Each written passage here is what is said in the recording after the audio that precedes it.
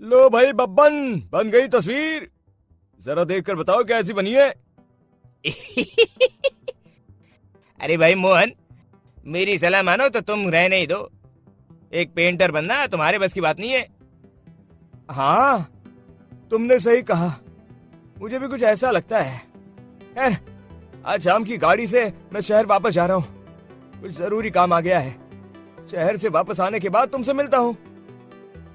मोहन अपने घर के दरवाजे पर ताला लगा देता है और वहां से चला जाता है। फिर उसी रात अचानक तेज हवाएं चलने लगती हैं। चारों तरफ डरावना माहौल बन जाता है।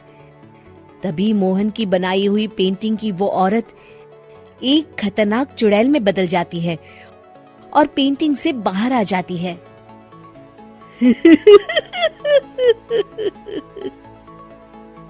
चुड़ैल घर के बाहर चली जाती है। वहीं दूसरी तरफ दो चोर लाला सुखीराम के घर से चोरी करके भाग रहे होते हैं।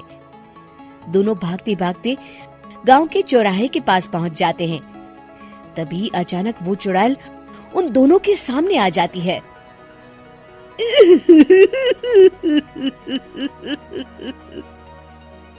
अरे मर गया रे! ये चुड़ैल कहाँ से आ गई? अरे मैंने तो तुझसे पहले ही कहा था कि आज अमावस्या की रात है।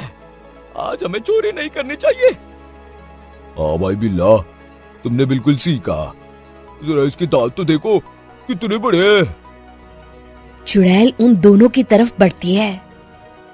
अरे चुड़ैल दीदी, तुम चाहो तो ये सारे पैसे और जेवर ले लो, लेकिन हम दोनों को कुछ मत करना।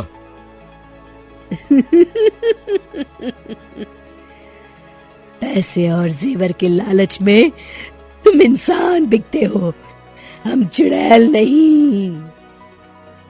तभी चुड़ैल उन दोनों चोरों को पुतले बना देती है।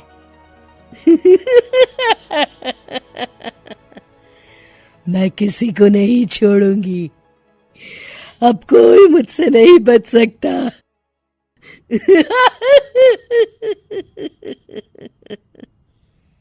चुड़ैल अपने अगले शिकार की खोज में वहां से चली जाती है।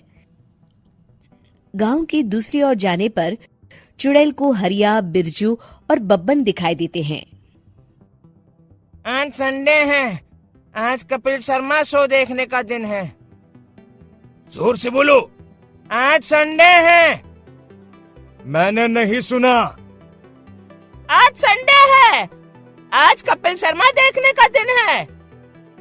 हाँ, ये हुई ना बात।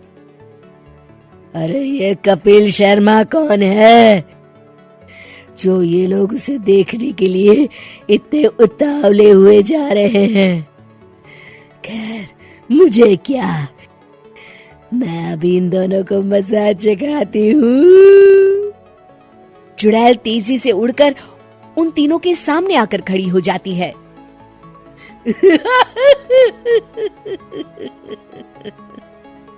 कपिल शर्मा शो बाद में देखना, पहले मुझे देख लो। बब्बन चुड़ैल को देखते ही पहचान जाता है। अरे ये तो तस्वीर वाली औरत के जैसी दिख रही है।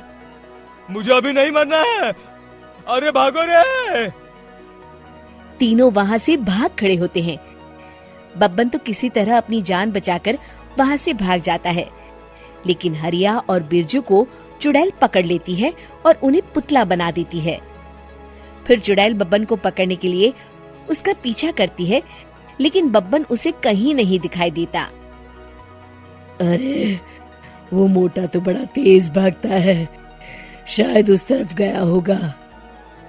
बब्बन एक दीवार के पीछे छुपकर बैठ जाता है और चुड़ैल उसके सामने से आगे निकल जाती है। बाल बाल बच गया। अगली सुबह बब्बन सभी गांव वालों को सारी बात बता देता है। फिर उस चुड़ैल के डर से रोज शाम होते ही पूरे गांव में सन्नाटा छा जाता था और कोई भी अपने घर के बाहर नहीं निकलता था। अरे ये क्या हो गया? इतनी देर से घूम रही हूँ, अभी तक एक भी आदमी नहीं मिला। अरे कहाँ मर गए सबके सब? चुड़ैल वहां से चली जाती है, इस तरह कुछ दिन बीत जाते हैं। फिर एक दिन मोहन गांव वापस आता है। बब्बन उसे बताता है कि उसकी बनाई तस्वीर से एक चुड़ैल बाहर आ गई है। मोहन समझ जाता है कि ये कोई आम कागज नहीं है। वो जो भी उस कागज पर बनाएगा वो असलियत का रूप ले लेगा। अरे मोहन भाई, अब तुम क्या करने वाले हो? मेरे पास एक बहुत बढ़िया तरकीब है। मैं इस कागज पर उस चुड़ैल की एक ऐसी तस्वीर बनाऊंगा जिसमें वो तपती धूप के नीचे खड़ी दिखाई देगी, और फिर जैसे ही सवेरा होगा वो चुड़ैल इस कागज से निकलकर बाहर चली जाएगी और सूरज की तेज धूप में जलकर राख हो जाएगी। मोहन बिल्कुल वैसे ही तस्वीर बना देता है और जैसे ही सवेरा होता है वो चुड़ैल कागज से निकलकर बाहर धूप में चली जाती है और सूरज की गर्मी बर्दाश्त नहीं कर पाती और जलकर राख हो जाती है।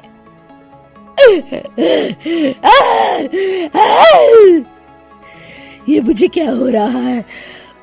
मैं सूरज की रोशनी बर्दाश्त नहीं कर सकती। मेरा पूरा शरीर जल रहा है। और इस तरह चुड़ैल के जलते ही पुतले बने सभी लोग पहले की तरह इंसान बन जाते हैं।